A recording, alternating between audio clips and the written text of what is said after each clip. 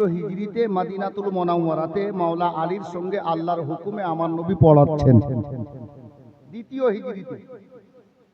একটা জিনিস মাপ চাইছি বলার আগে, আমাদের মধ্যে কিছু লোক আছে বুঝলেন,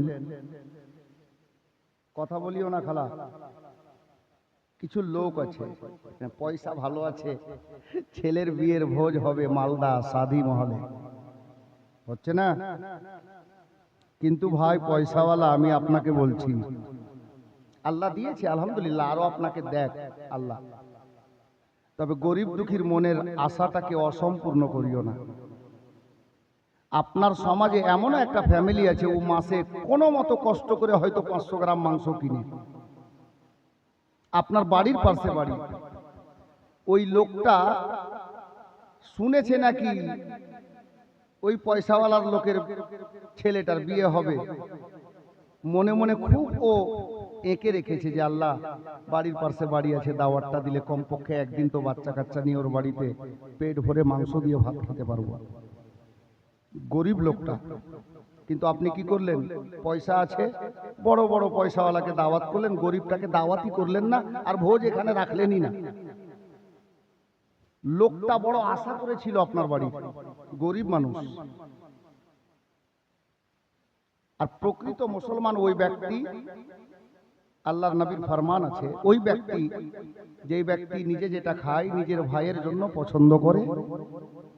আমার নবীর ফরমান, নিজে খাও। আর হযরত উমর ইবনে খাত্তাব রাদিয়াল্লাহু তাআলা আনহুর একটা ফরমান আছে যে তোমরা যখন বাড়িতে তরকারি রান্না করবে, তরকারি যতটাই হোক ঝোল একটু বেশি করিও, সুরবা একটু বেশি করিও, কারণ তোমার পাশের বাড়ির গরিবটা যদি তরকারি না রান্না করতে পারে, তো তুমি তরকারি না দিলেও একটু ঝোলটা যদি বাটিতে দাও, ঝোল দিয়ে খাবারটা খেতে পারবে, রুটিটা খেতে পারবে। প্রকৃত মুসলমান ওই ব্যক্তি। জি, একটু খেয়াল রাখেন, আমি টানা দিচ্ছি না, হয়তো আমাদের জানা নেই, বুঝতে পারছি না যে গরিব লোকটা আমাদের জন্য অপেক্ষা করে বসে আছে। একটু খেয়াল রাখতে হবে আমাদেরকে, কারণ আমরা মুসলমান, আমরা ইসলাম ধর্ম পেয়েছি, আর এটাই আমাদের ধর্ম আমাদেরকে শিক্ষা দিচ্ছে যে নিজে যেটা খাবে অপরের জন্য ওটাই ব্যবস্থা নেবে। বাবা যাই হোক, বলতেছিলাম মা ফাতেমার বিয়ে হলো দ্বিতীয় হিজরিতে মদিনাতুল মুনাওয়ারাতে মসজিদে নববী শরীফে আল্লাহর হুকুমে। এখন কথা হলো মা ফাতেমার বিয়ে মদিনাতে পরে হচ্ছে হযরতে আলীর সঙ্গে। যখন মা ফাতেমার বয়স 15 বছর 6 মাস, এক রিওয়ায়াত বলছে 18 বছর, আল্লাহ বেশি জানেন। আল্লাহর নবীর দরবারে হযরতে উমর ইবনে খাত্তাব এবং হযরতে আবু বকর সিদ্দিক রাদিয়াল্লাহু তাআলা আন ইনারা বিয়ের প্রস্তাব পাঠিয়েছিলেন, কিন্তু মা ফাতেমার সঙ্গে এই বিয়ের প্রস্তাব আমার নবী গ্রহণ করেন নাই, কবুল করেননি। ফিরে আসেন, অনেক বড় বড় পয়সাওয়ালার বাড়ি থেকে আমার নবীর দরবারে ফাতেমার বিয়ের প্রস্তাব নিয়ে এসেছিলেন, আমার নবী সবকে না বলেছেন। আমার নবী এটাই অপেক্ষা করছিলেন যে আল্লাহর তরফ থেকে যেটা হুকুম হবে, আল্লাহ আমাকে যে ছেলেটার সঙ্গে ফাতেমার বিয়ে দিতে বলবেন, আমি ওই ছেলেটাকেই নিজের জামাই বাবু হিসাবে বেছে নেব। এই অপেক্ষাতে ছিলেন। আল্লাহর হুকুম হলো, আল্লাহ পাক জিবরিল আমিনকে পাঠালেন। ব্রাদার, বাবারা, ভাইরা, মা বোনেরা, আমার আল্লাহ গায়েব থেকে আওয়াজ দান করলেন, জিবরিল বুলবুলে সিদরা, আর দেরি করিস না, তাড়াতাড়ি যা, আমার বন্ধুকে আমার পয়গাম দিয়ে আয়। হযরতে জিবরিল আমিন নাজিল হয়ে গেলেন, আর আল্লাহ যেটা বলে পাঠালেন, আমার বিশ্ব নবীকে জিবরিল আমিন এসে সেটা বলছেন। মদিনা মুনাওয়ারাতে হযরতে জিবরিল আমিন নাজিল হয়ে গিয়ে মসজিদে নববীতে বিরাজমান হলেন, বিশ্ব নবীর দরবারে গেলেন। বাবে জিবরিল বলে দরজা আজও মদিনাতে আছে রে বাবা, ওই মদিনা মুনাওয়ারাতে বাবে জিবরিল দিয়ে মসজিদে নববী শরীফে হযরতে জিবরিল আমিন প্রবেশ করলেন। আমার মায়ার নবীকে হযরতে জিবরিল আমিন সালাম জানিয়ে নবীকে বলছেন, ইয়া রাসূলুল্লাহ, চিন্তা করতে হবে না, আপনার বেটি ফাতেমার বিয়েটা কার সঙ্গে দেবেন, আমার আল্লাহ এটা ব্যবস্থা করে দিয়েছেন। আমার বিশ্ব নবী বললেন, জিবরিল বলো কার সঙ্গে বিয়ে দিতে বলেছেন মাওলা। হযরতে জিবরিল আমিন বলেন, ইয়া রাসূলুল্লাহ, ইয়া হাবিবাল্লাহ, নবী গো, এই মদিনার সরজমিনে ফাতেমার বিয়েটা হবে পরে, তবে হুজুর জানেন আমার আল্লাহ বলে পাঠালেন আপনাকে খবর দিতে এসেছি, আল্লাহ পাক আসমানের উপরে জান্নাতের মধ্যে আপনার বেটি ফাতেমার বিয়ে হযরতে মাওলা আলীর সঙ্গে কবুল করে নিয়েছেন। ইয়া রাসূলুল্লাহ, দুনিয়াতে ফাতেমার বিয়ে পরে হবে, জান্নাতের মধ্যে আল্লাহ হযরতে গিরামি ফেরেশতাদের মধ্যে আল্লাহু আকবার কবীরা মা ফাতেমার বিয়ে খানা হযরতে মাওলা আলীর সঙ্গে আপনার কি বলে পড়িয়ে দিয়েছেন। এ বেরাদার বাবারা ভাইরা, আপনারা একটা কথা জিজ্ঞেস করতে পারেন, আমার মা ফাতেমার বিয়েটা যে জান্নাতের মধ্যে হয়ে গেছে রে বাবা, হযরতে আলীর সঙ্গে কতজন ফেরেশতা দেখেছিল? কিতাব লেখক লিখেছেন সিরাতের কিতাবে, হযরতে মা ফাতেমার বিয়ে যখন জান্নাতের মধ্যে আল্লাহর হুকুমে পড়িয়ে দেওয়া হয়েছে, কবুল হয়ে গেছে, ইজাব কবুল হয়ে গেছে। এ বেরাদার, আল্লাহর পবিত্র ফেরেশতা সাজ্জাদুল মালাইকা জিবরিল আমিন আমার নবীকে বলেন, ইয়া রাসূলুল্লাহ, 40,000 ফেরেশতাকে সাক্ষী বানিয়ে আমার আল্লাহ ফাতেমার বিয়েটা আলীর সঙ্গে পড়িয়ে দিয়েছে। 40,000 ফেরেশতা সাক্ষী, ফাতেমার বিয়ে আসমানে হয়ে গেছে। হুজুর গো, আপনি আলীর সঙ্গে বিয়েটা পড়িয়ে দেন। আমার বিশ্ব নবীকে আল্লাহর পয়গাম জানিয়ে হযরতে জিবরিল আমিন অপাস চলে গেলেন, ফিরে চলে গেলেন। আমার মায়ার নবী হযরতে আলীকে ডেকে পাঠালেন, বাবা বিয়েটা পড়িয়ে দেওয়া হলো মসজিদে নববী শরীফের মধ্যে। একেবারে এখানে শর্ট করব বাবা, কারণ জন্মটা আজকে আমরা শুনবো। বিয়েটা পড়িয়ে দেওয়া হলো, বিয়ে পড়িয়ে দেওয়ার পরে আমার মায়ার নবী খুতবা পড়ে নিয়েছেন, দোয়া হয়ে গেছে।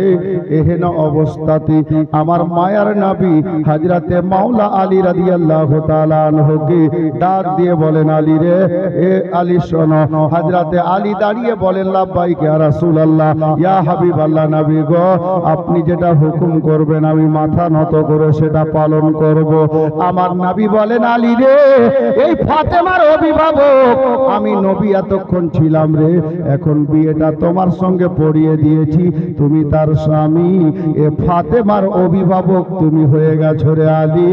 এবার যাও, ফাতেমাকে তুমি নিজের বাড়িতে নিয়ে যাও। ফাতেমাকে নিজের বাড়ি নিয়ে যাও। বাস্তব কথা, বিয়ের পরে মেয়ে তো স্বামীর ঘরেই যায়। 1400 বছর আগে সেটাই ছিল, আজও আছে। বেরাদার, আমার মায়ার নবী যেমনই বাবা বললেন, আলী তোমার বিবিকে তুমি নিজের বাড়িতে নিয়ে যাও।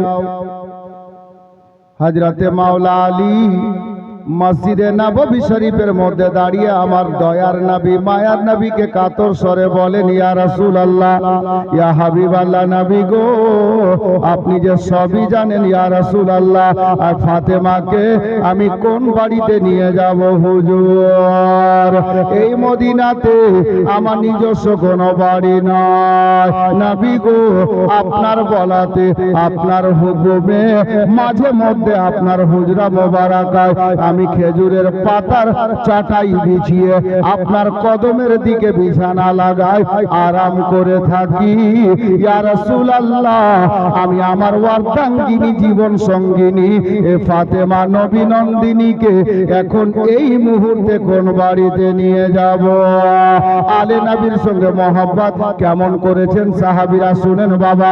যেমনই এই কথা আলীর মুখ থেকে বেরিয়েছে, মসজিদে নববী শরীফে যতজন সাহাবী উপস্থিত ছিলেন, প্রেজেন্ট ছিলেন, ইনাদের মধ্যে একজন সাহাবী দাঁড়িয়ে গেলেন, আমার মায়ার নবীকে ডাক দিচ্ছেন, ইয়া রাসূলুল্লাহ, ইয়া হাবিবাল্লাহ, নবী গো, যদি আপনার নির্দেশ পাওয়া যায়, আপনার অর্ডার পাওয়া যায়, তাহলে আমি দুটা কথা বলতে চাই। কে দাঁড়িয়েছেন বাবা জানেন?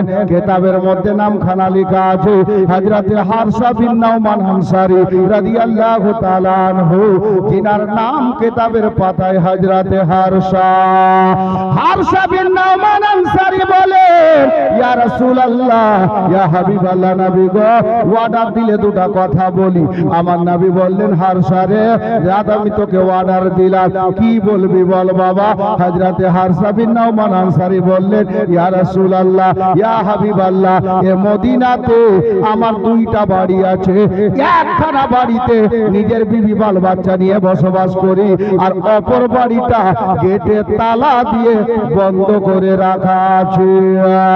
নবী নবী গো, যদি আপনার অনুমতি পাই, আপনার মহব্বতে, আপনার ভালোবাসাতে আমি হারসা বিন নাউমান আনসারী আপনার বেটি জামাইকে আলী আর ফাতেমাকে আমার ওই দ্বিতীয় বাড়িটা দান করে দিলাম। হযরতে হারসা বিন নাউমান আনসারী বাড়িতে গেলেন, তালার চাবিটা নিয়ে আসলেন, আমার মায়া নবীকে দান করলেন, হুজুর আমি এটা মুক্ত হস্তে দান করে দিলাম আপনার মহব্বতে, আপনার বেটি জামাইকে আমি আমার বাংলা খানা দান করে দিলাম। এ বেরাদার, আমার মায়ার নবী সাল্লাল্লাহু আলাইহি ওয়াসাল্লাম হযরতে মাওলা আলীকে ডাক দিলেন, আলী শোনো বাবা। হযরতে আলী আমার নবীর সামনে দাঁড়ালেন, বিশ্ব নবী চাবিখানা দিয়ে দিলেন, আর বললেন, আলী রে, এবার তোমার বাড়ির ইন্তজাম হয়ে গেছে, বাড়ির ব্যবস্থা হয়ে গেছে, যাও বাবা আলী, তোমার বিবিকে নিয়ে, আমার বেটি ফাতেমাকে নিয়ে তুমি নিজের ঘরে যাও, নিজের বাড়িতে যাও। বাবারা ভাইরা, দ্বিতীয় হিজরিতে আমার নবী আলীর সঙ্গে আমার মা ফাতেমার বিয়েটা পড়িয়ে দিলেন হযরতে জান্নাত রানীকে সঙ্গে নিয়ে, আর হযরতে মাওলা আলী নিজের বাড়িতে চলে গেলেন বাবা।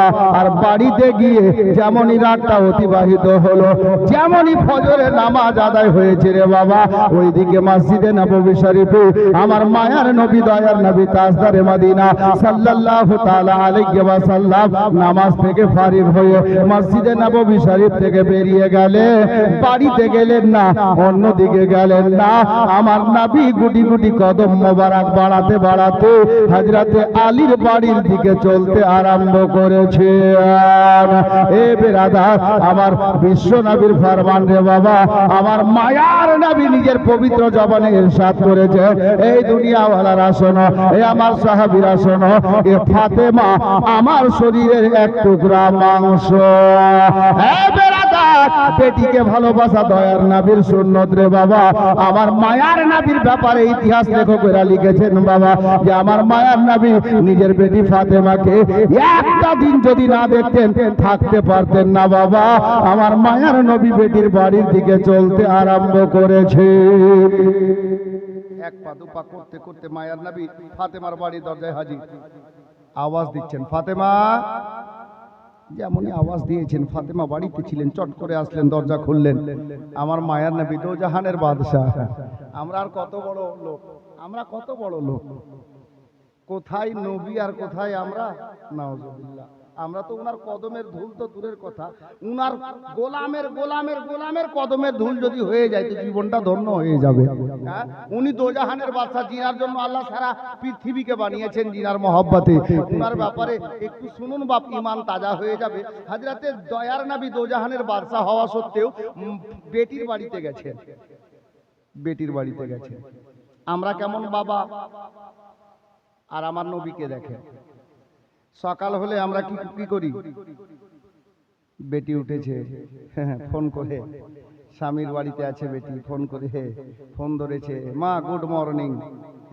অনেক বাবা বলে, অনেক বাবা বলে, ভাই আমি টানা দিচ্ছি না, শিখেন, এটা আমাদের জন্য নয়, এটা ইংরেজদের জন্য। জি, আমার মায়ার নবী দোজাহানের বাদশা ফজর পড়ে বেটির বাড়িতে গেছেন। যেমনই ফাতেমা দরজা খুলেছেন, আমার দোজাহানের বাদশা মায়ার নবী বলছেন, আসসালামু আলাইকুম ওয়া রাহমাতুল্লাহ। নিজের বেটিকে দয়ার নবী সালাম জানাচ্ছেন। কটা বাবা সালাম জানায়?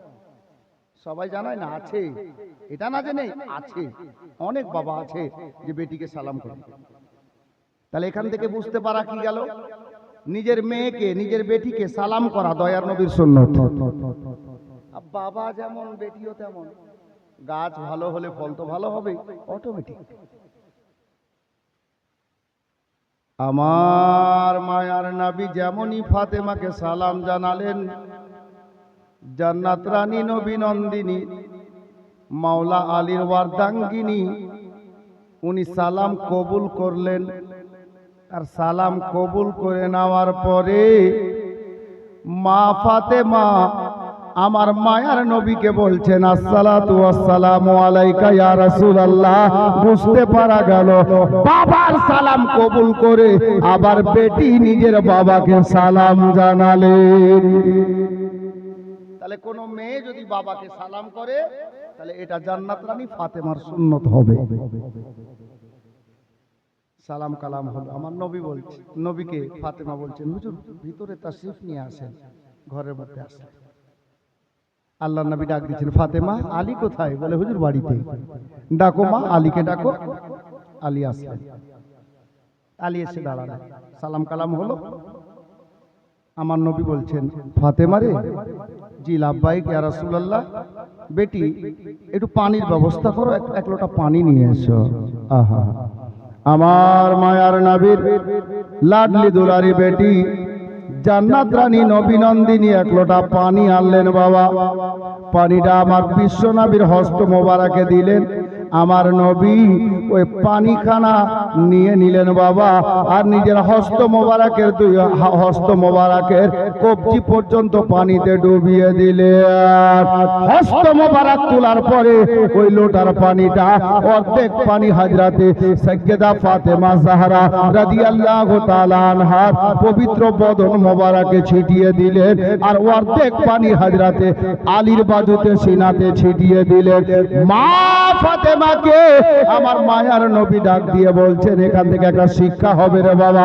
আমার মায়ার নবী ডাক দিয়ে বলেন, বেটি ফাতেমা রে, তুমি চিন্তা করবে না, তুমি দুঃখ করবে না। আমার মা ফাতেমা কেমন মেয়ে দেখেন। উনি বলছেন, ইয়া রাসূলুল্লাহ আমি কিসের চিন্তা করব, কিসের দুঃখ করব? আমার মায়ার নবী বললেন, বেটি রে তুমি এটা ভাবিও না তোমার বাবা কোন ছেলের সঙ্গে তোমার বিয়ে দিয়েছে।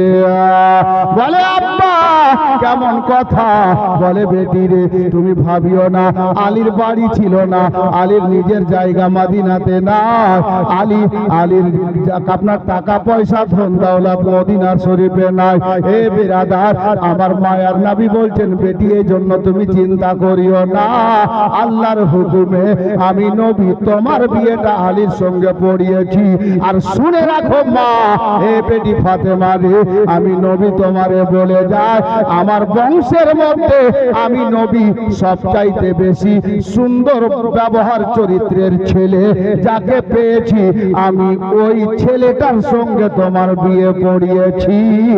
এর জন্য তুমি চিন্তা করবে না। এ বেরাদার, আমার নবী সারা জগৎকে এটাই শিক্ষা দিলেন, ছেলের 5 তালা বাড়ি দেখা যাবে না, 10 লক্ষ টাকার মালিক দেখা যাবে না, 6টা গাড়ি আছে দেখা যাবে না, 4টা বাড়ি আছে দেখা যাবে না। ওই ছেলেটার চরিত্র দেখো।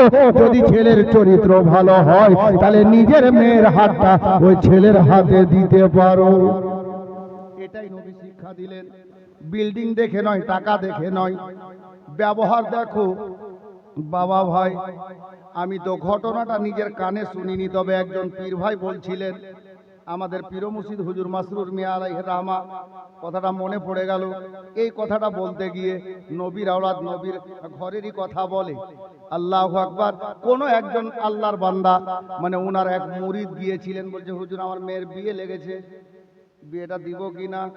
ছেলেটার বাড়ি কোথায়? বলে অমুক জায়গায়। কি করে? বলে হুজুর কোনো মতো কাজকাম করে আর খায়, বাড়ি ঘর ওই মতো নয়, 2টাই ঘর। আমাদের এলাকার কথা বলছি, 2টাই ঘর।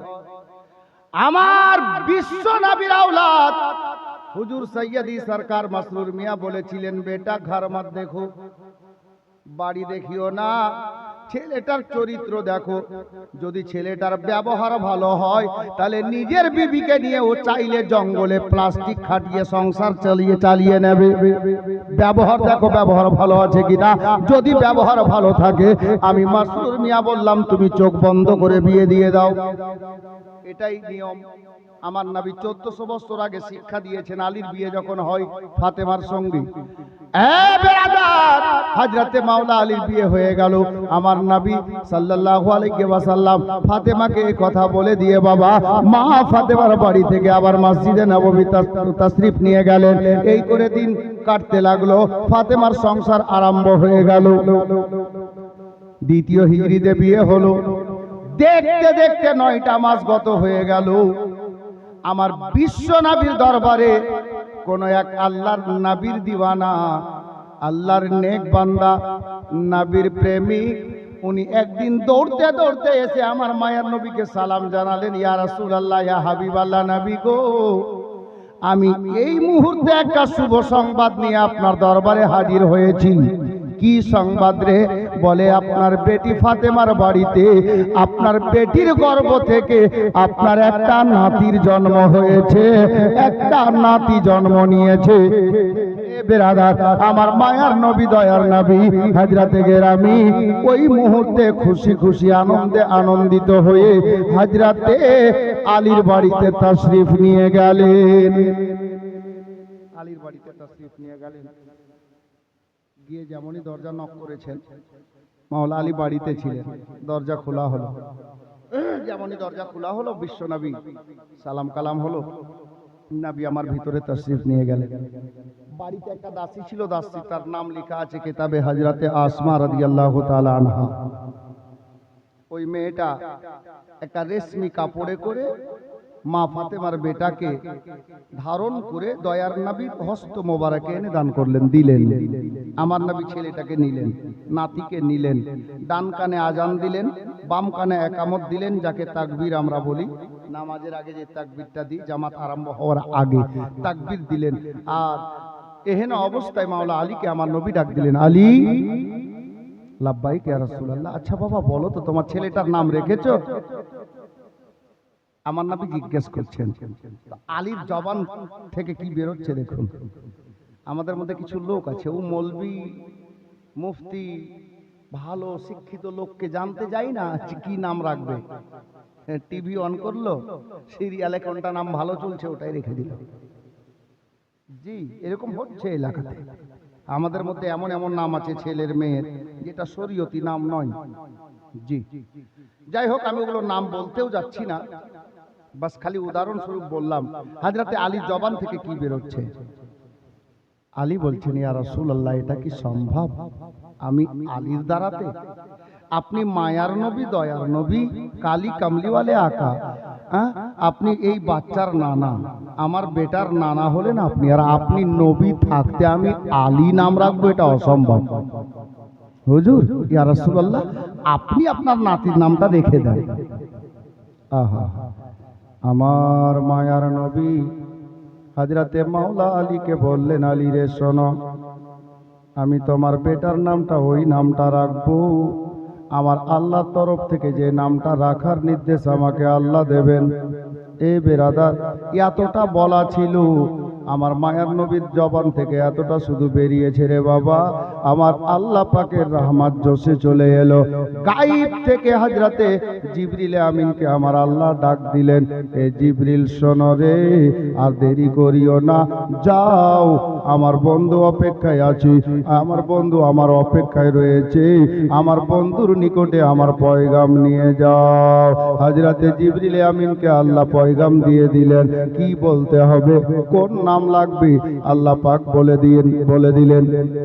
জিবরিল নাজিল হলেন সোনার মদিনাতে মাওলা আলীর বাড়িতে, নাজিল হয়ে গিয়ে আমার নবীকে সালাম জানালেন। আল্লাহ তাবারাক ওয়া তাআলার প্রিয় ফেরেশতা জিবরিল আমিন আমার নবীকে বলেন, ইয়া রাসূলুল্লাহ, ইয়া হাবিবাল্লাহ, নবী গো, আল্লাহ পাক আপনাকে মোবারকবাদি জানিয়েছেন, আপনার নাতির জন্ম হয়েছে বলে। নবী গো, আপনি আর চিন্তা করবেন না, ইয়া রাসূলুল্লাহ, ইয়া হাবিবাল্লাহ, আমার আল্লাহ আপনার নাতির জন্য নাম পাঠিয়ে দিয়েছেন। জান্নাতি নামের মধ্যে একটা নাম আমার আল্লাহ পাঠিয়েছেন। আমার নবী বললেন, জিবরিল বলো কোনটা নাম?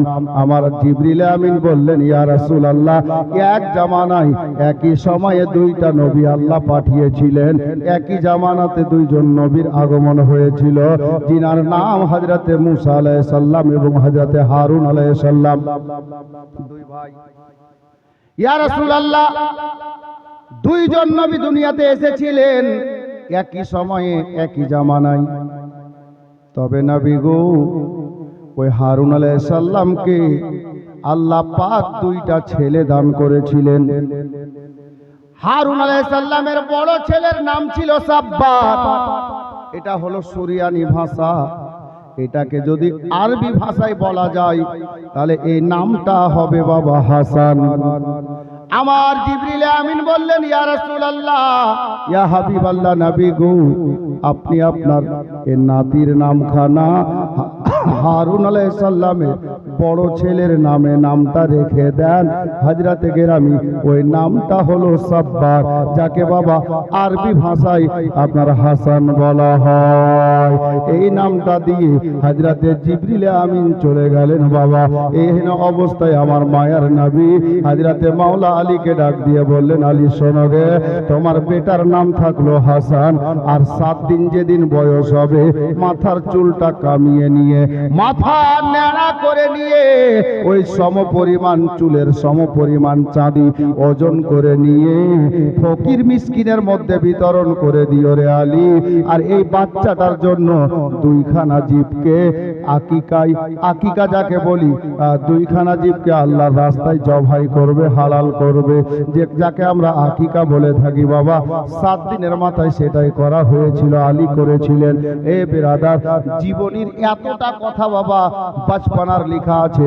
যদি শুধু বাচপানার শিশুকালের কথাগুলো বলি 2টা রাত কেটে যাবে, কিন্তু কারবালা যাওয়া যাবে না। যার জন্য বাবা আমি চট করে বলছি, হযরতে ইমাম হাসান রাদিয়াল্লাহু তাআলা আনহু রোজার মাস ছিল বাবা 15ই রমজানে। 15ই রমজানে 3 হিজরিতে আমার মা ফাতেমার পেট থেকে সোনার মদিনাতে তিনার শুভ আগমন ঘটলো, মানে ওনার জন্ম হলো। আমার মাওলা হাসানকে বড় হতে দেন। দেখতে দেখতে বাবা অল্প কয়েকটা দিন কেটেছে, কয়েকটা মাস কেটে গেল। এ বেরাদার, আর মদিনার সরজমিনে একজন মেয়ের নাম কিতাবে লেখা আছে, হযরতে উম্মে ফজল। হযরতে উম্মে ফজল, জিনার ব্যাপারে কিতাব লেখক ইশারা করেছেন নবী পাকের চাচা হযরতে আব্বাস রাদিয়াল্লাহু তাআলা আনহুর স্ত্রী, মানে ওই মেয়েটা হলেন আমার নবীর চাচি। জি, কোন আব্বাস? নবীর জীবনীতে শুনেছেন যে আব্বাস, নবীর জন্ম যখন হয়েছিল দুনিয়ার বুকে মায়ের পেট থেকে, আব্বাস বাড়িতে ছিলেন না, সফরে ছিলেন অন্য কোথাও। কয়েকটা দিন গত হওয়ার পরে বাড়ি আসলেন, শুনতে পেলেন সন্ধ্যাবেলার টাইম, শুনতে পেয়েছিলেন যে আমার একটা এতিম ভাতিজা জন্ম নিয়েছে, পূর্ণিমার চাঁদের চাইতে বেশি সুন্দর চেহারা, অপূর্ব সুন্দর। আব্বাস বাড়িতে সামান রেখে দিয়ে সেই দিন সন্ধ্যাবেলাতে আমার নবীকে দেখার জন্য যাচ্ছিলেন আমেনার ঘরে।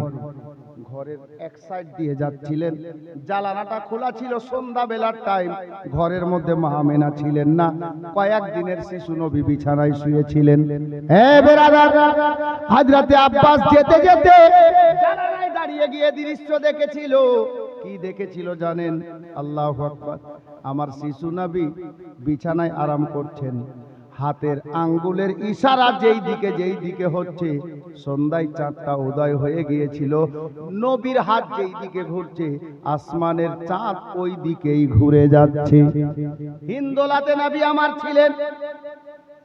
হযরতে আব্বাস অবাক হয়ে গিয়েছিলেন সেই দিন। আমেনা দোলনার নিকটে নেই, দাদু আব্দুল মুত্তালিব দোলনার নিকটে নেই, কোনো ফুফু আম্মা চাচি আম্মা নেই, আমেনাও ঘরে নেই, কোনো লোক দেখতে পাওয়া যায় না। আব্বাস দেখেছিলেন আমার মায়ার নবীর দোলনাটা দোলতে আছে। কে দোলাচ্ছিল? কাউকে দেখতে পাওয়া গেল না। আব্বাস সেই দিন জানালার ধারে দাঁড়িয়ে দেখেছিল, দেখার পরে ফয়সালা নিয়েছিল এই মোহাম্মদ আমার ভাতিজা যেমন তেমন ছেলে নয়, এটা কোনো খাস কারণ হতে পারে, যার জন্য আর দেখার জন্য তখন ভিতরে না গিয়ে ফিরে বাড়ি গিয়েছিল। যখন হযরতে আব্বাস নবীর কলমা পড়ে মুসলমান হয়েছিলেন, আব্বাস দুটা প্রশ্ন করেছিলেন মায়ার নবীকে, ভাতিজা বলো তো, আমি দুটা প্রশ্ন করব, উত্তর যদি বলে দাও আমি তোমার কলমা পড়ে মুসলমান হয়ে যাব। সেই দুটা কথা কি? এই শিশুবেলাতে যে দুটি জিনিস দেখেছেন আব্বাস, বলে বাবা রে, তোমার মা ঘরে ছিল না, তোমার দাদু ছিল না, কেউ ঘরের মধ্যে ছিল না, তুমি শিশু নবী কয়েকদিনের ছিলে, দোলনাটা দোলতে ছিল কিভাবে, কে দোলাচ্ছিল? আমার নবী বলেন চাচা গো, সেই দিন আমার মা ঘরে ছিল না, দোলনা আমার দোলতে ছিল, আল্লাহর ফারিস্তাদের সর্দার জিবরিল আল্লাহর হুকুমে আমার ফারিস্তা দোলাচ্ছিল, জিবরিল দোলাচ্ছিল। আচ্ছা বাবা বলো তো, সন্ধ্যার টাইম ছিল, তুমি শিশু নবী, তোমার হাত যেই দিকে ঘুরছিল, আমি দেখলাম আসমানের চাঁদটা ওই দিকেই ঘুরছিল, ব্যাপারটা কি? আমার মায়ার নবী মুচকি হাসি দিয়ে বলেন চাচা গো, ও গো চাচা, আমি নবী তো দুনিয়ার মানুষের মতো নয় গো, আল্লাহ পাক আমাকে সমস্ত মানব দানবের জন্য রহমত বানিয়ে দুনিয়াতে পাঠিয়েছেন। এ আমার চাচা যান শোনেন গো, আমি যেহেতু দুনিয়ার মতো নয়, দুনিয়াওয়ালাদের মতো নয়, যার জন্য আমি শিশু নবীর খেলনা, দুনিয়ার মতো নয়। ইয়া রাসূলুল্লাহ, আমার বাবাও দুনিয়াতে ছিলেন না, আমার জন্য খেলনা কে ব্যবস্থা করত? আমার খেলনার দরকার ছিল না, আমার আল্লাহ আমার জন্য আসমানের চাঁদকে খেলনা বানিয়েছিলেন। আমি নবী যখন যেই দিকে হাত ঘুরাতাম, আল্লাহর হুকুম ছিল, আমার হাতের ইশারায় আসমানের চাঁদ ওই দিকেই ঘুরে যেত। এ বেরাদার, যখন উত্তর সঠিক পেয়ে গেলেন, হযরতে আব্বাস নবীর কলমা পড়ে মুসলমান হয়ে গেলেন। এ বেরাদার, ঘটনাটা এই জন্য বলে দিলাম, 2-4 মিনিট লস হলো। হযরতে আব্বাস রাদিয়াল্লাহু তাআলা আনহুর স্ত্রী হযরতে উম্মে ফজল, এখানেই বলছিলাম বাবা, হযরতে উম্মে ফজল আমার মায়ার নবীর চাচি হলেন। একদিন রাতের বেলাতে বিছানায় ঘুমিয়ে আছেন, ঘুমন্ত অবস্থায় স্বপ্ন দেখছেন। স্বপ্ন দেখলেন, যেমনই স্বপ্ন শেষ হলো, ঘুমটা ভেঙে গেল। আর ঘুম ভাঙাতে নবী পাকের চাচি বিছানায় উঠে বসে গেলেন, থরথর করে কাঁপছেন। কেন কাঁপছেন? আল্লাহ গো, আমি এই ভয়ানক স্বপ্ন দেখলাম তো দেখলাম কেন? এত বড় ভয়ানক স্বপ্ন কেন আমি দেখলাম? জানি না কি হবে, জানি না কি ঘটবে। আমার মায়ার নবীর চাচি আর বিছানাতে ঘুমাতে পারলেন না বাবা। এই বসে বসে সকাল হয়ে গেল। যখন সকাল হয়ে গেল, ডানে বামে নয়, আপনার কি বলে অন্য কোথাও নয় গো, সকাল হতে না হতে আমার নবীর চাচি আমার মায়ার নবীর দরবারে হাজির হয়ে গেলেন। মায়ার নবী দরবারে হাজির হয়ে গেলেন। আমার মায়ার নবী সাল্লাল্লাহু তাআলা আলাইহি ওয়াসাল্লাম চাচি জানকে দেখে বলছেন, চাচি ব্যাপার কি? সকাল সকাল আমার বিশ্ব নবীকে বলছেন, মায়ার নবীর চাচি, ইয়া রাসূলুল্লাহ, ইয়া হাবিবাল্লাহ, নবী গো, আমি রাতের বেলা একটা ভয়ানক স্বপ্ন দেখেছি ইয়া রাসূলুল্লাহ। এত বড় ভয়ানক স্বপ্ন, যখন স্বপ্ন শেষ হলো আমার ঘুমটা ভাঙলো। আর গভীর রাত থেকে আমি অনেক চেষ্টা চালালাম হুজুর, কিন্তু আমাকে ঘুম এলো না। আমি বসে বসে সারা রাত পার করেছি, আর আমার কলেজা কেমন ছটপট ছটপট করতেছে, আমার মনটা কেন উড়া ভাগা করতেছে। এত বড় ভয়ানক স্বপ্ন দেখলাম তো দেখলাম কেন? আমার নবী বলেন, চাচি যান, আপনি স্বপ্নটা তো একটা বার বলেন। উনি বলছেন, হুজুর বলতে ভয় লাগছে। আমার নবী বললেন, চাচি গো, আমি নবী আছি, তোমার কোনো ভয় নেই, তুমি স্বপ্নটা বলো। আল্লাহু আকবার কবীরা। আমার উম্মে ফজল আমার বিশ্ব নবীকে বলছেন, ইয়া রাসূলুল্লাহ, আমি রাতের বেলায় বিছানায় ঘুমিয়েছিলাম নবী গো, আর স্বপ্নে দেখলাম আপনার পবিত্র শরীর থেকে এক টুকরা মাংসকে কেটে নিয়ে কেউ আমার আঁচলে দিয়ে দিল, আর আমি আঁচলে ওটাকে ধরে সিনায় লাগিয়ে নিলাম। এই স্বপ্নটা আমি দেখেছি। কেন এত ভয়ানক স্বপ্ন দেখলাম হুজুর? আমার উম্মে ফজল যেমন এ কথা বলেছেন, আমার মায়ার নবী মুচকি হাসি দিয়ে বলছেন, চাচি আপনার স্বপ্নটা ভয়ের কারণ নাই, আপনার স্বপ্নটা কোনো ভয়ের কারণ নাই। আমার বিশ্বনবীকে চাচি যান জিজ্ঞাসা করলেন, বাবা ইয়া রাসূলুল্লাহ একটাবার বলো না, এই ভয়ের কারণ নাই তার মানে এই স্বপ্নের অর্থটা কি আছে? আমার নবী বলছেন, চাচি গো আমি নবী বলে দিচ্ছি, যদি আপনার স্বপ্নটা সত্যি হয়, বাস্তব হয়, তাহলে স্বপ্নের মানে হলো এটা যে আমার জান্নাত রানী বেটি ফাতেমার গর্ভ থেকে আবার অল্প দিনের মধ্যে একটা ছেলের জন্ম হবে। চাচি গো আবার আমার একটা নাতির জন্ম হবে, আর ওই নাতিটাকে সর্বপ্রথম তুমি নিজের কোলে তুলে নেবে। তোমার স্বপ্নের মানে হলো এটা।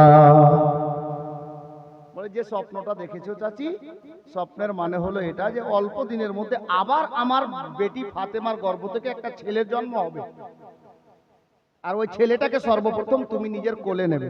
এটাই হলো খবর মানে তাবির, স্বপ্নের অর্থ। উম্মে ফজলের ভয় পালিয়ে গেল, কাঁপাটা বন্ধ হলো। চাচি কোনো ভয় নেই, বাড়ি যান। উনি বাড়ি গেলেন, বাড়ি গিয়ে নিজের জীবন যাপন আরম্ভ করলেন, সংসার আরম্ভ হলো আবার। বাস দেখতে দেখতে দেখতে দেখতে বাস কয়েকটা মাস কেটেই গেল। আর যেমনই কয়েকটা মাস কেটেছে, আমার নবী দরবারে আচানক আবার একদিন খবর পৌঁছে গেল, ইয়া রাসূলুল্লাহ আপনার আবার একটা নাতি হয়েছে, ফাতেমার গর্ভ থেকে আবার একটা ছেলে জন্ম হয়েছে। আমার নবী আবার তাশরিফ নিয়ে গেলেন ফাতেমার বাড়িতে, মাওলা আলী বাড়িতে বিরাজমান।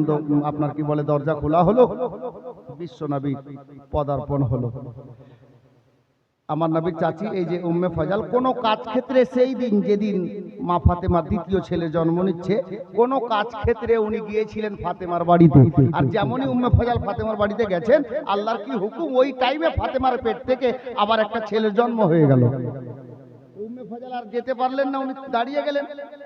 আমার নবী যখন তাশরিফ নিয়ে গেলেন, তো উম্মে ফজল একটা রেশমি কাপড়ে করে আমার মা ফাতেমার দ্বিতীয় বেটাকে কোলে তুলে নিয়ে আমার নবীর সামনে হাজির।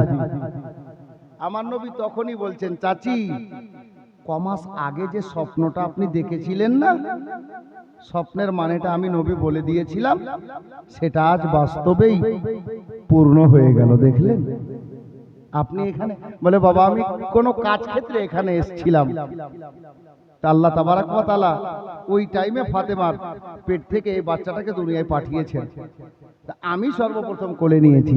স্বপ্নের মানেটা একদম কাটা কাটা মিলে গেল।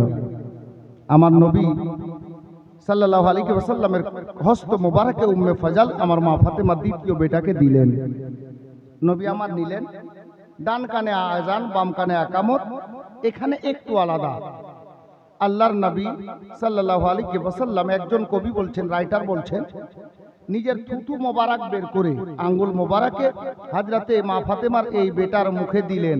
আর একজন লেখক বলছেন যে হযরতে নবী পাক মা ফাতেমার এই বেটাকে ডান কানে আযান বাম কানে একামত দেওয়ার পরে নিজের জিহ্বা মোবারক বের করে, যেমন মা বাচ্চার মুখে নিজের ছাতি রাখে দুধ পান করার জন্য, ওই মতো হযরতে নবী পাক নিজের জিহ্বা মোবারক মা ফাতেমার বেটার জবানে রেখে দিলেন, মুখে রেখে দিলেন। আর যেমন বাচ্চা মায়ের স্তন পান করে, ওই মতো হযরতে মা ফাতেমার বেটা নবী পাকের জিহ্বা চুষতে আরম্ভ করেছেন। মুআজ্জাজ, এই হলো কথা।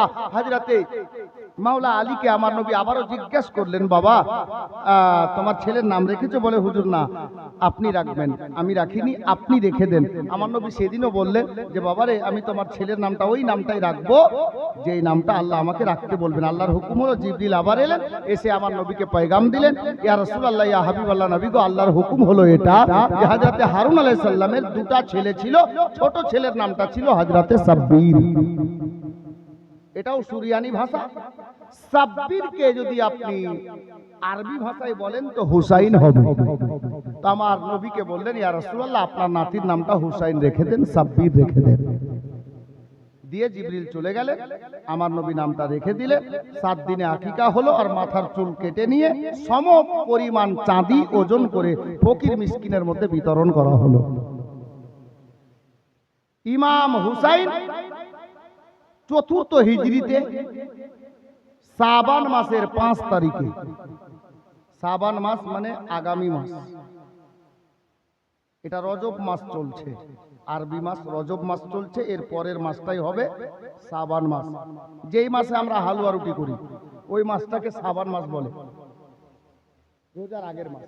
শাবান মাসের 5 তারিখ 4 হিজরিতে মা ফাতেমার গর্ভ থেকে হযরতে মাওলা হুসাইন রাদিয়াল্লাহু তাআলা আনহুর শুভ আগমন, জন্ম হলো। এখন মাওলা আলীর আওরস থেকে মা ফাতেমার গর্ভ থেকে 2টো ছেলের জন্ম হলো, পরপর আরো 4টা ছেলে মেয়ে হয়েছে। তার মানে মা ফাতেমার মোট ছেলে মেয়ে হলো 6 জন, 3 জন ছেলে আর 3 জন মেয়ে। ছেলেদের মধ্যে 2 জনের নাম শুনে নিলেন, ইমাম হাসান ইমাম হুসাইন রাদিয়াল্লাহু তাআলা আনহুমা, আর ছোট ছেলের নামটা হলো হযরতে ইমাম মুহসিন রাদিয়াল্লাহু তাআলা আনহু। আর মেয়েদের মধ্যে একটা মেয়ের নাম হলো হযরতে উম্মে কুলসুম, মা ফাতেমার মেয়ে। আমাদের মধ্যে কিছু মা বোন এরকম আছে, বুঝলেন, ধরেন যে একটা বাচ্চা হলো বাড়িতে, কারু মৌলানা সাহেবের কাছে গেল, ইমাম সাহেবের কাছে, হুজুর একটা নাম রেখে দেন। বলছে যে মারিয়াম রেখে দে। বলছে না, এটা নাম বুড়িয়া লাগছে। হ্যাঁ, এই অবস্থা দেখে। তো ঠিক আছে, ফাতেমা রেখে দে। বলছে ওটা আমার খালার নাম। তো জাইনাব রেখে দে। তো বলছে ওটা আমার মাসির নাম। হ্যাঁ, এরকম আছে। নবী পাকের কটা মেয়ে জানেন? 4টা। নামগুলো কি কি জানেন? হযরতে উম্মে কুলসুম, জাইনাব, রোকাইয়া, ফাতেমা। 4টা মেয়ে, উম্মে কুলসুম, জাইনাব, ফাতেমা, রোকাইয়া। আর ফাতেমার বাড়ি আছে। ফাতেমার 3টা মেয়ে, একটা মেয়ের নাম উম্মে কুলসুম। ফাতেমার দিদির নাম না, তাই না? ফাতেমার দ্বিতীয় মেয়ের নাম হলো জাইনাব, ফাতেমার দিদির নাম। ফাতেমার ছোট বেটির নাম হলো রোকাইয়া। কোথায় পেলেন আপনারা? খালার নাম আছে তো রাখা যাবে না? হ্যাঁ, বেটার নাম বলছে কি রাখবি? বলছে আব্দুল কাদির রাখ। বলছে না, এটা আমার মামুর নাম। তো তোমার নানার নাম যে আলাদা আছে, তোমার মামুর নাম থাকলো তো কি? ও তো বাপের পরিচয়ে পরিচিত হবে না। তোমাকে কে জানতো? তোমার বাবা তোমাকে হাত ধরে বাজারে নিয়ে গেছিল বলে লোক জেনেছে এটা ওর ব্যাপার। নাম একটা গ্রামে 6টা হোক, অসুবিধা কি আছে? বাবার নাম যে আলাদা আছে। এই নাম ইসলামিক রাখবেন, আমি এটাই বুঝাতে চাইছিলাম। নাম ইসলামিক রাখবেন, গ্রামে 6টা নাম থাক, বাপের নাম আলাদা থাকবে, রাখতে কোনো অসুবিধা নেই। জি, হযরতে মা ফাতেমার 3টা মেয়ে, হযরতে উম্মে কুলসুম, জাইনাব, রোকাইয়া, আর 3টা ছেলে হাসান, হুসাইন, ইমাম মুহসিন। ইনারা হলেন 6 জন ছেলে মেয়ে। 2 জন ছেলে মেয়ে, ছোট ছেলে ইমাম মুহসিন এবং ছোট মেয়ে হযরতে রোকাইয়া। ইনারা বাচপানাতে, ছোটবেলাতে, শিশুকালে ইন্তেকাল করে গিয়েছিলেন। ইনাদের কবরটা জান্নাতুল বাকি কবরস্থানে আজও আছে। ইমাম হুসাইনের দিওয়ানা। মাত্র কয়েকটা দিন হয়েছে হুসাইন পাকের জন্ম, কয়েকটা দিন। একদিন আল্লাহর দরবারে হযরতে জিবরিল আমিন আরজ করছেন, আল্লাহ, আপনার যদি অর্ডার পাই তো আমি একটু আপনার নবীর কাছে যেতাম একটা খবর দিতে। আল্লাহর অর্ডার চাইছেন কে? জিবরিল আমিন। মাওলা, আপনি অর্ডার দিলে আমি একটু যেতাম একটা খবর দিতে। আল্লাহ তো সব জানেন। হযরতে জিবরিল আমিনকে বললেন, জিবরিল, ঠিক আছে যাও, আমি অনুমতি দিলাম, আমি তোমাকে অনুমতি দিলাম। হযরতে জিবরিল আল্লাহর অনুমতি নিয়ে আমার নবীর দরবারে হাজির হচ্ছেন। কোথায়? মদিনাতে, মসজিদে নববী শরীফে। আব্দিল থেমে বসেন। মদিনাতে নাজিল হচ্ছেন হযরতে জিবরিল আমিন আল্লাহর নবীর দরবারে। আমার নবী সেই সময় কিছু সাহাবীকে নিয়ে দ্বীন ইসলামের আলোচনা করছিলেন। আল্লাহ আল্লাহ। বেরাদার বাবারা, ভাইরা, মা বোনেরা, আমার মায়ার নবী দয়ার নবীর নিকটে হযরতে সাইয়্যিদুল মালায়েকা ফেরেশতাদের সরদার জিবরিল আমিন নাজিল হয়ে গেছেন।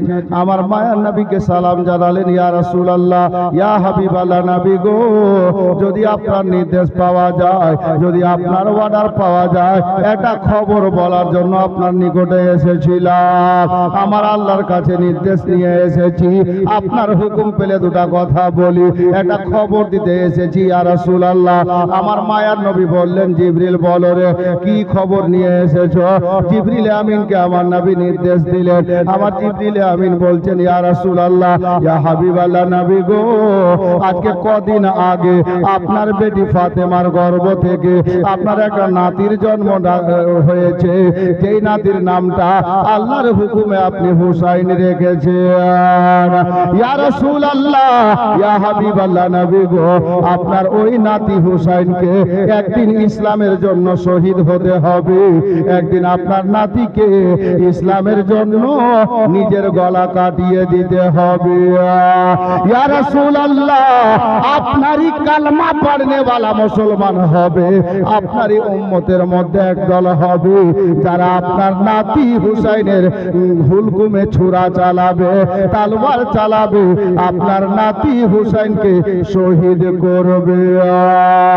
আমার নবীর চেহারার রং পরিবর্তন হয়ে গেল, নবী গমগীন হয়ে গেলেন। বাবা আমার বাবারা, ভাইরা, মা বোনেরা, আমার মায়ার নবীকে হযরতে জিবরিল আমিন বলেন, ইয়া রাসূলুল্লাহ, ইয়া হাবিবাল্লাহ নবী গো, আরো দুটা কথা বলি। কি কথা রে জিবরিল? বলে, ইয়া রাসূলুল্লাহ, আপনি যদি অর্ডার দেন, আপনি যদি নির্দেশ দেন, আমি একটা নমুনা নিয়ে এসেছি, আমি একটা নমুনা নিয়ে আপনার দরবারে হাজির আছি, আপনি যদি দেখতে চান আমি দিয়ে দিই। এ বেরাদার, আমার নবী বললেন, জিবরিল কি আছে দাও। হযরতে জিবরিল বলেন, ইয়া রাসূলুল্লাহ, ইয়া হাবিবাল্লাহ নবী গো, আপনার নাতি হুসাইনকে এ মদিনা একদিন ছাড়তে হবে, আর মদিনা ছেড়ে যেতে হবে ইরাকের সরজমিন কারবালা বলে একটা জায়গা আছে, ফুরাত নদী সংলগ্ন একটা ময়দান আছে, কারবালা জায়গাটার নাম। নবী গো, আপনার নাতি হুসাইনকে ওই কারবালার ময়দানে ইরাকের সরজমিনে ইসলামের জন্য গলা কাটাতে হবে, ইসলামের জন্য শহীদ হতে হবে। ইয়া রাসূলুল্লাহ, আপনার নাতি হুসাইনের নূরি বদনকে তারা ক্ষত বিক্ষত করে দেবে, তীরের আঘাতে, বল্লমের আঘাতে আপনার নাতি হুসাইনকে ওই কারবালার সরজমিনে বালির উপরে তারা ফেলে দেবে। ইয়া রাসূলুল্লাহ, যে জায়গাতে, যে মাটির উপরে, যে স্থানে আপনার নাতি হুসাইন জামে শাহাদাত বরণ করবেন, নবী গো, আমি জিবরিল ওই জায়গা থেকে এক মুষ্টি মাটি এনেছি। ইয়া রাসূলুল্লাহ, এই মাটিখানা আপনি নিয়ে নেন। আমার নবী বললেন, জিবরিল, মাটি কি হবে? বলে, নবী গো, আপনার নাতি হুসাইন যেদিন মদিনা ছাড়বে, মদিনার সবাই যাবে না হুসাইনের সঙ্গে, যারা মদিনাতে থাকবে, এখনকার মতো তো আপনার কি বলে গুগলের যুগ ছিল না রে বাবা, মোবাইলের যুগ ছিল না, ইন্টারনেটের যুগ ছিল না, ফেসবুকের যুগ ছিল না। এ বেরাদার, আমার জিবরিল আমিন বলে, ইয়া রাসূলুল্লাহ, এই মাটিটা ওই কারবালার মাটি আছে, হুসাইন একা মদিনা থেকে যাবে, আহলো আয়ালকে সঙ্গে নিয়ে, কিছু দিওয়ানাকে সাথে নিয়ে, আপনার নাতি হুসাইন এর সঙ্গে মদিনার সবাই যাবে না, যারা মদিনাতে থাকবে তাদের মধ্যে মাটিটা রেখে দেবেন। ইয়া রাসূলুল্লাহ, এই মদিনার বুকে যেই দিন দেখবেন ওই মাটিটা রক্তের মতো রূপ ধারণ করেছে, রক্তের মতো লাল হয়ে গেছে, নবী গো, সেই দিন বুঝে নিতে হবে যে আপনার নাতি হুসাইন ওই কারবালার ময়দানে শহীদ হয়ে গেছে। জিবরিল আমিন মাটি নিয়ে এসেছেন কারবালার সরজমিন থেকে। বলে, হুজুর, এই মাটিটা তুলে রাখেন, আর মদিনাতে যারা থাকবে এদের মধ্যে রাখবেন। এরা যখন মদিনায় দেখবে যে মাটিটা ঠিক যেমন রক্তকে দেখতে লাগে লাল, ওই মতো রক্তের মতো পূর্ণ আকার ধারণ করবে, লাল হয়ে যাবে, সেই দিন মদিনা থেকে বুঝে নিতে হবে যারা মদিনাতে থাকবে যে আজকে নবীর নাতি হুসাইন কারবালাতে শহীদ হয়ে গেছে। বাবা এই খবর বলে দিয়ে জিবরিল চলে গেলেন। আর জিবরিল চলে যাওয়ার পরে আমার নবী মসজিদে নববী শরীফের মধ্যে থেকে বাড়ির মধ্যে তাশরিফ নিয়ে যাচ্ছেন, বাড়ির মধ্যে তাশরিফ নিয়ে যাচ্ছেন। বাবা মা বোনেরা, আমাদের মধ্যে কিছু লোক আছে যারা বলে নবী ইলমে গায়েব জানেন না, নাউজুবিল্লাহ।